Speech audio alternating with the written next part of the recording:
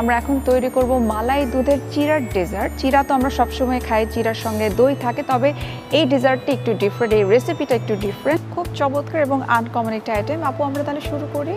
আচ্ছা, প্রথমে দুধটাকে একটু, আমি কিন্তু দুধটাকে ঘন করে নিয়ে এসেছি। 1 কেজি দুধটাকে এখানে হাফ কেজি করেছি। আচ্ছা, এখন দিয়ে 1 লিটার দুধকে এটাকে হাফ লিটার করা হয়েছে, মানে ঘন হতে হবে। দিয়ে দিলাম। এখানে আমি গুঁড়ো দুধ দিয়েছি 1 বাটি। আচ্ছা, ডেজার্টে না একটু আসলে লিকুইড মিল্কের সঙ্গে এই পাউডার মিল্কটা থাকলে ভালো লাগে, ফ্লেভারটা ভালো লাগে। আপু আমি হেল্প করছি। আর এখানে আপু কনডেন্স মিল্ক নিয়েছি। আচ্ছা, এখানে কতটুকু হবে? এখানে আমি পুরোটা দিব না। আচ্ছা, হাফ কাপের মতো। Half cup. আদিবের কি এই ডেজার্টটা অনেক পছন্দ? মোটামুটি সবই পছন্দ, মায়ের রান্না সব ভালো লাগে।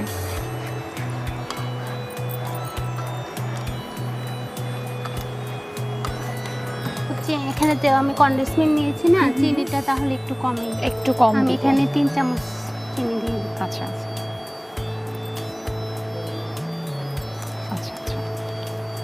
এখন তো আসলে আমাদের অনেক অপশন আছে, মানে হোয়াইট সুগারের জায়গায় কিন্তু আমরা ব্রাউন সুগারও চাইলে ইউজ করতে পারি।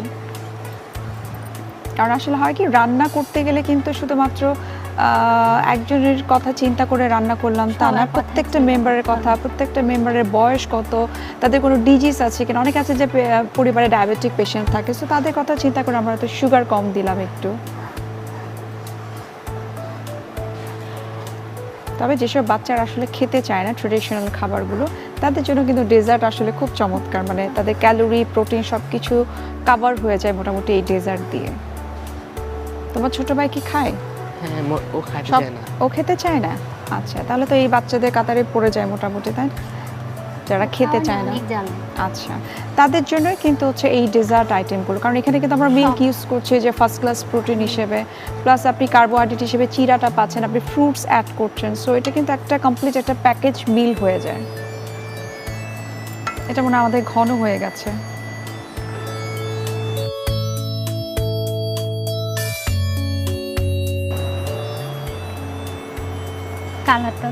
কালার চলে আসছে, ঘন হয়ে গেছে, দেখে বোঝা যাচ্ছে। তা আসলে আপু ঠান্ডা করেই খেতে হবে। আচ্ছা, আমি তাহলে চুলাটা অফ করে দিই। ঠান্ডা হলে আমি ডেকোরেশনটা করে নিই। আচ্ছা,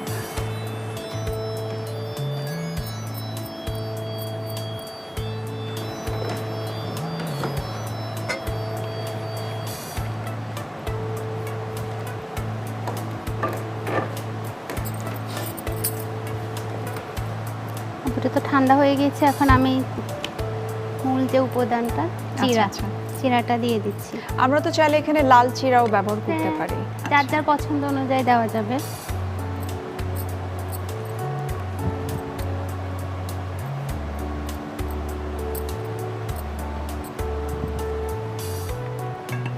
আর ফ্রুটসটা হচ্ছে যার যার পছন্দ অনুযায়ী। আমি আমার পছন্দের, বাচ্চার পছন্দের কিছু নিয়ে এসেছি। এখানে কলা দিয়ে দিয়েছি পছন্দ, প্লাস হচ্ছে যে যখন যে সিজনে যে ফ্রুটসগুলো পাওয়া যায় স্পেশালি একটু সুইট মনে হয়, তাই না? আপু আমি খেজুর নিয়েছি। আচ্ছা,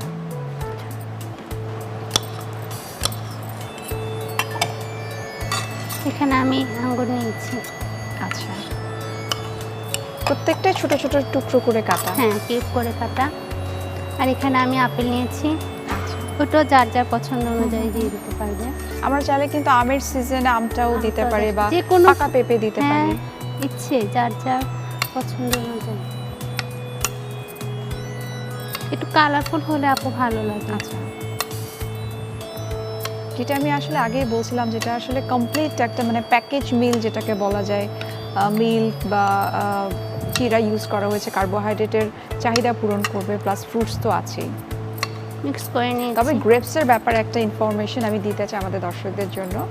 যারা ক্যান্সার পেশেন্ট রয়েছেন তাদের জন্য কিন্তু গ্রেপস খুব ভালো, কারণ এটি ক্যান্সার সেলকে ড্যামেজ করে। সো যারা ক্যান্সার পেশেন্ট রয়েছে তারা কিন্তু রেগুলার চাইলে এই গ্রেপসটা খেতে পারে, যে কোনো ধরনের, যে কোনো কালারের গ্রেপস। মিক্স হয়ে গিয়েছে, এখন আমি করব।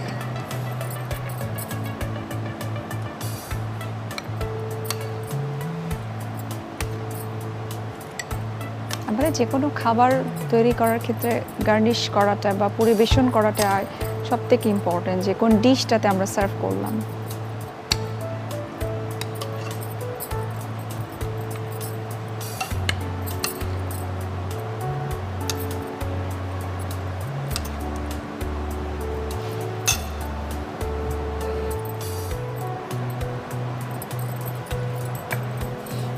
তৈরি করে নিলাম মালাই দুধের চিরা। থ্যাংক ইউ সো মাচ আপু, খুব চমৎকার এবং খুব সহজ এবং ঘরোয়া কিছু ইনগ্রেডিয়েন্ট দিয়ে আপনি তৈরি করে নিলাম মজাদার একটা, এটা হচ্ছে আমাদের মালাই দুধের চিরার ডেজার্ট। আচ্ছা প্রিয় দর্শক, দেখে নিলেন আমরা কত সহজভাবে সহজ কিছু ইনগ্রেডিয়েন্টস দিয়ে মালাই দুধের চিরার ডেজার্টটা তৈরি করে নিলাম। আপনাদের সুবিধার্থে প্রস্তুত প্রণালীটি আরও একবার দেখিয়ে দিচ্ছি। মালাই দুধের চিরার ডেজার্ট। প্রথমে সসপ্যানে তরল দুধ দিন, এতে গুঁড়ো দুধ, কনডেন্স মিল্ক ও চিনি দিয়ে রান্না করুন। রান্না হয়ে গেলে নামিয়ে ঠান্ডা করুন। ঠান্ডা হয়ে গেলে চিরা, কলা, খেজুর, আঙুর ও আপেল দিয়ে ভালোভাবে মিশিয়ে সাজিয়ে পরিবেশন করুন দারুণ স্বাদের মালাই দুধের চিরার ডেজার্ট।